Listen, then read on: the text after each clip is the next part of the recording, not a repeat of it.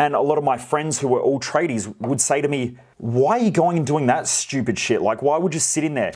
Look, one of the most common things that people do in life is that they're consistently worried about what everybody else thinks, but what they're doing is they've stopped worrying about what they think. And what I've found is that, especially young kids from a really young age, if you watch them, when a parent tells them that they can't go outside, yet they want to go outside and play, they'll find a way.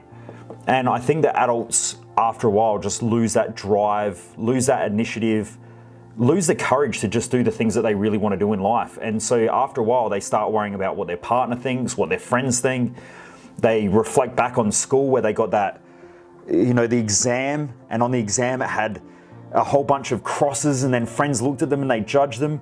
So now they relate judgment to making mistakes, which is completely incorrect and false. But I think that way too many people spend the majority of their life worrying about what everyone else thinks, and so they just stop worrying about what they think. Then they can't figure out why their life isn't the way that they want it to be, and then most people go to work, they make money, then they spend all their money trying to buy back their happiness. Then they're trying to prove to others that they're successful and that they're achieving the things that they want to, yet on the side, inside they're either miserable, or they feel lost, or they have these self-destructive behaviors or these self-destructive patterns, overeating, alcohol, get home from work every night and have to have a drink, self-destructive thoughts. All of these things are symptoms and patterns of not being clear with what you want to do. I mean, it's the exact reason why I created Thrive Time. Was I went through that exact same thing where I was just lost, and I kept doing personal development, I kept studying and kept learning, and then I kept melting down and feeling like I wasn't getting the results that I want in life. And yeah, it honestly didn't make me feel good about myself and who I was as a person. Once I realized that the only way I was ever going to achieve what I wanted in life was to start putting myself first. And that didn't mean at the expense of others, it just meant that other people had to understand what was important to me. And if people loved and cared about me like they said they did, they wouldn't be thinking what's the best thing for me. And when I would choose to do things, they would feel like they weren't getting what they want, because that's not really a true understanding of who I was as a person. And I'll give you a little story about that in a second. But what I know is that just if I didn't make better decisions in my life for me, I wouldn't be able to be a shining example to those around me. And I remember just one of those stories, I was a diesel mechanic. And when I decided to leave that industry, I packed up my toolbox and I took it to mum and dad's house, and I got there and mum burst into tears and she said, "What are you going to do with your life? You'll never get where you need to get to. Like, how, if you just stay in the mines and work in there for the next 10 years, you'll be set for life. You'll have a house, you'll have cars, you'll be able to get married, you'll be, the kids, all of this sort of stuff." And I said, "Mum, in 10 years, I'll be dead." And deep down inside, I knew that it wasn't the right thing for me. I knew what I had to do. And when I walked away from that, I walked into a gym and said, I'll do anything. I'll do whatever it takes to achieve the things that I need to, I'll do what I need to do in order to achieve the things that I want. And so I started working in there, cleaning toilets, mopping floors, working on the front desk. And within a couple of months, I was working as a personal trainer. And this was back when it used to take a year and a half or 2 years to study to become a personal trainer. And I was doing it after hours because I was obviously an apprentice diesel mechanic during the day. So I did that, and after a couple of years, I started doing really well at personal training, where I was making great money. I was getting, I was going out and educating other personal trainers on how to integrate with medical professionals. I was working alongside physiotherapists and chiropractors and nutritionists and naturopaths and psychologists and all those sort of things.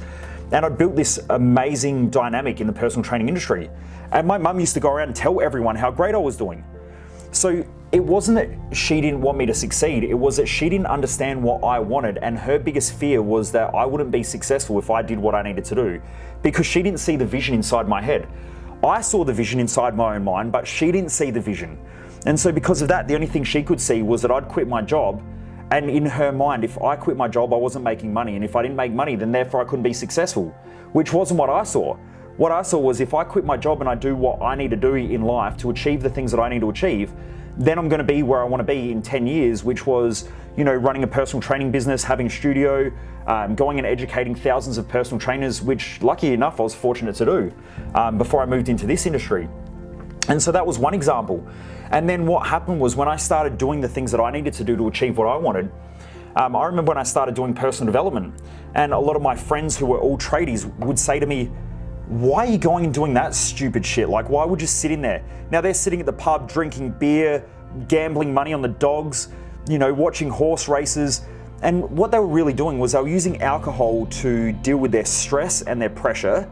And then they were gambling because they thought that making more money would make them more happy because they were unfulfilled in their jobs and in their life. And so they had this vicious cycle that they were stuck in. I started doing personal development and it confronted them because they didn't know. They just thought that people who do this stuff just rip other people off, because life's pretty simple, right? You just go to work, you get a job, and you just do what everybody else does, and that's how you're successful. But at the same time, they weren't self-aware enough to reflect on their own lives and realize that that wasn't getting them to where they wanted to get to. So what I did was I went out and just did what was right by me, and my friends judged me, my friends criticized me.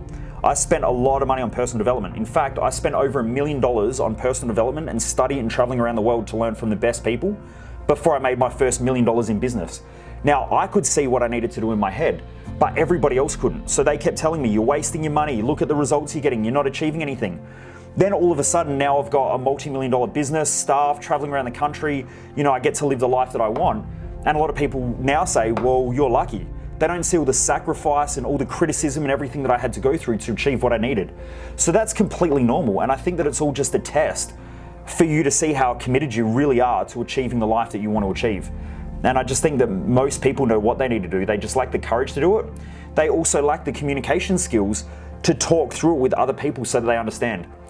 And by the way, my mum now is my greatest supporter, because not only did she freak out when I left being a diesel mechanic to become a personal trainer and burst into tears and all freaked out, once I was successful in personal training and made a lot of money, she was telling everyone how great I was doing. When I told her that I was leaving the personal training industry to work in the mindset industry or to help people with human performance and achieve more in life, she burst into tears, got all upset. Why are you walking away from this career? You're making so much money, you're doing well. But that wasn't what I saw in my head again. It was just that her fears kept coming out. And all she wanted me to do was to be safe and to achieve the life that she thought I could live up to. But she just didn't see the vision that I had. So it happened consistently. Whereas now, I think if I just say to my mum, I'm going to go do something, my mum knows that I'm probably going to do it anyway. So she's learned to support me on my decision making, and that I'll be fine. And I think most parents are like that, where they just want their kids to be fine. But they just know what they know. So they can't see what's in your head. Their fears are going to come out and their worries are going to come out when you start making decisions that are right for you. It's completely normal for a parent to do that, because they only know what they know in their own life. So, you got to do what you got to do.